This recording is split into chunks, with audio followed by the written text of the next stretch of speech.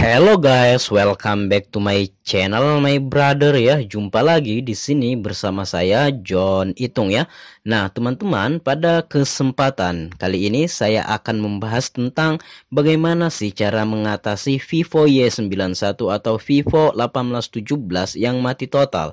Jadi perlu kita ketahui bahwa HP yang mati total itu ada beberapa penyebab dan salah satunya adalah penyebab yang akan saya bahas di video ini. Maka dari itu, saksikan video ini sampai selesai ya.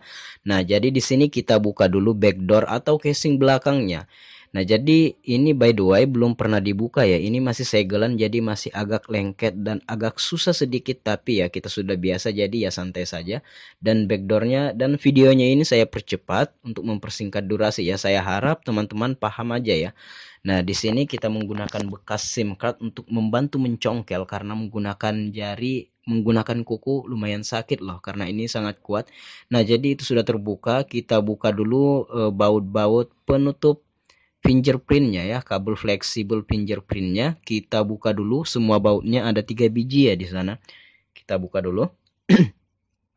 Jadi HP-nya ini mati total. Saya tanya kronologinya, kata orangnya tiba-tiba mati gitu aja, padahal beberapa jam yang lalu masih bisa dipakai. Nah, itu kabel fleksibel baterainya saya lepas dan saya pasang lagi. Kemudian saya coba, barangkali kabel fleksibel baterainya kurang rapet, dan saya itu buka lagi kabel fleksibel chargingnya ya, bagian bawahnya ya. Nah itu adalah kabel fleksibel LCD-nya, nggak perlu kita buka. Dan saya coba ngecas dan tidak ada reaksi apa-apa ya.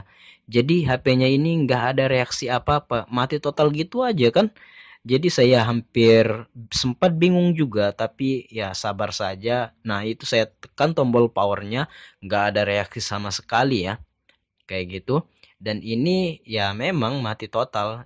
Nah, jadi kita lihat. Nah, jadi saya berpikir sejenak apakah yang terjadi dengan HP ini kayak gitu ya. Jadi ya tiba-tiba saja karena kita sudah biasa juga menangani HP yang macam kayak gini ya, jadi ada aja itu solusinya ya. Kayak gitu. Nah, saya lepas lagi fleksibel baterainya. Kemudian saya mengukur menggunakan multitest meter apakah mesinnya ini konslet atau tidak, short atau tidak.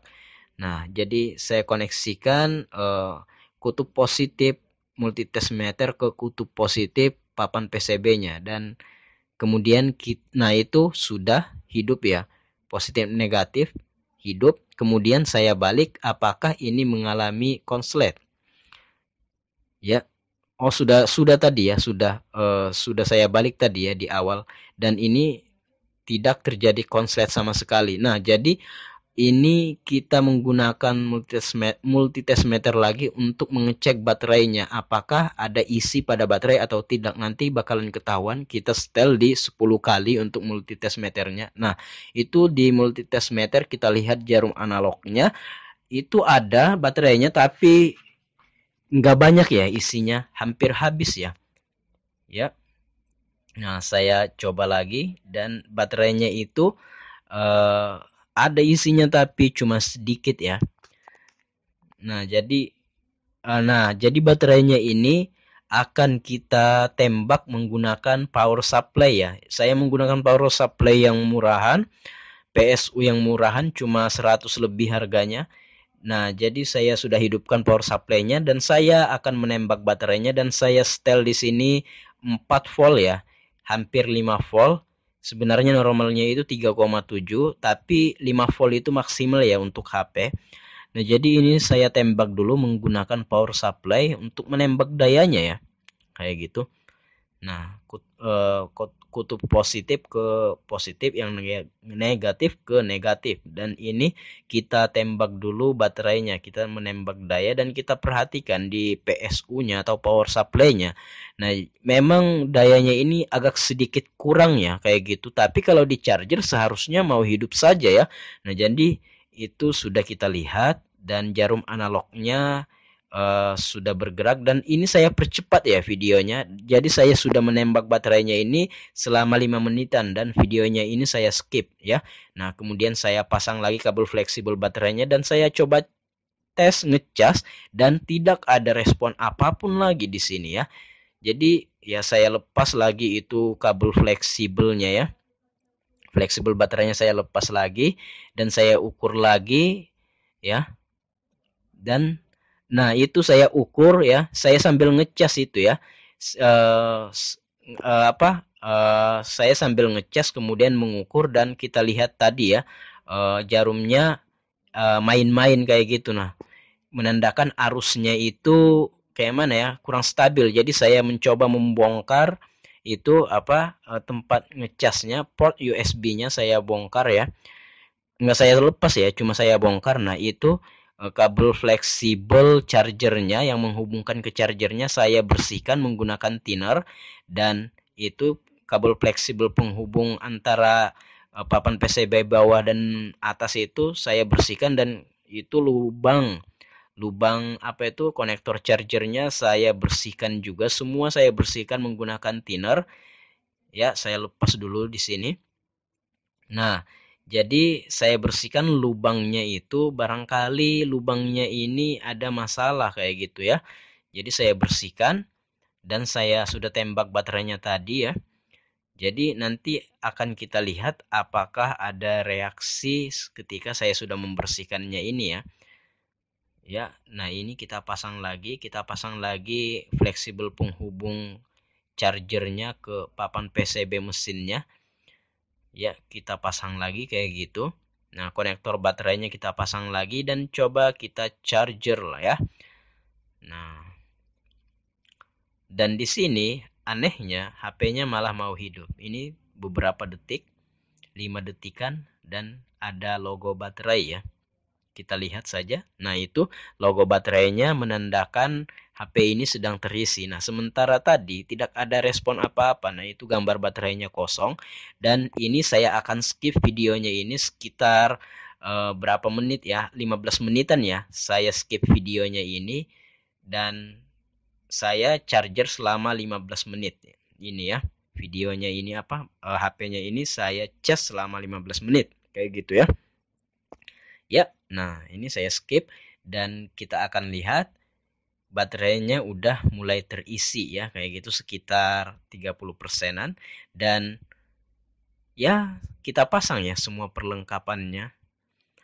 Nah, itu kabel-kabel fleksibel yang sudah saya lepas saya pasang lagi. Nah, ini karet-karet itu konektor casnya dipasang semua ya. Oke. Ya, nah kita pasang semua baut-bautnya.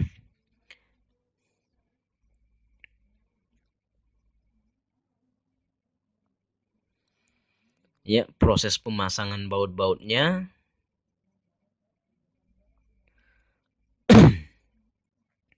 Ya, saya percepat video ini. Jadi caranya itu kayak gitu ya. Baterainya itu saya tembak menggunakan power supply, kemudian saya bersihkan konektor casnya dan saya bersihkan menggunakan thinner untuk fleksibel yang menghubungkan charger ke mesin PCB-nya. Dan ini kita pasang dulu backdoornya. Hati-hati fingerprintnya menggunakan kabel fleksibel, takutnya jangan dipaksa, takutnya sobek ya. Nah, kita pasang semua bautnya. Jadi caranya simple ya, nggak ada saya perbaiki apapun di sini. Nah, ini murni murni bagus sendiri kalau saya boleh bilang ya. Nggak ada komponen yang diganti, tinggal saya menembak baterainya dan membersihkan konektor-konektor yang berhubungan dengan pengecasan kayak gitu. Ya, barangkali sebelumnya itu mungkin ada jatuh sehingga ada yang bergeser dan tidak masuk ya kalau dicas, mungkin asumsi saya sih kayak gitu ya. Nah, jadi ini sudah saya pasang SIM cardnya dan kita mulai hidupkan, dan alhasil mau hidup dan akan kita tes ya. Oke, saya percepat video ini untuk masuk ke menu ya. Ya, sudah masuk ke menu dan bisa dipergunakan sebagaimana mestinya seperti sebelum dia rusak ya. Jadi ini adalah HP pelanggan saya, dan ya servis HP kali ini cukup mudah, simple dan sederhana, dan tinggal kita menunggu pembayaran. Jadi buat para teknisi ya tetap semangat, yang baru belajar tetap semangat juga. Semoga di berkahi rezekinya ya, dan disehatkan keluarganya. Dan di sini sudah kembali normal semua ya, dan touchscreen-nya aman, LCD pun aman, mesin pun aman, dan dicas sudah masuk dan sudah bisa. Ya baiklah teman-teman, mungkin demikian saja. Semoga video ini bisa memberikan faedah dan semoga bisa bermanfaat buat teman-teman semua ya. Baiklah, saya John Itung. See you the next video my brother ya. Ini sembari menunggu diambil orangnya, saya cas dulu ya. Oke lah, see you. Bye bye my brother.